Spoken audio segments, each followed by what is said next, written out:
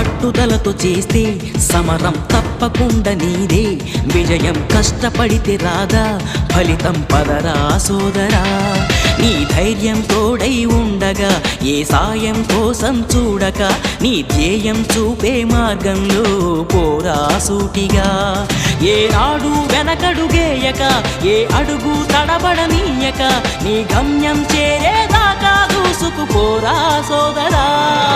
పట్టుదలతో చేస్తే సమరం తప్పకుండా నీదే, విజయం కష్టపడితే రాదా ఫలితం పదరా సోదరా.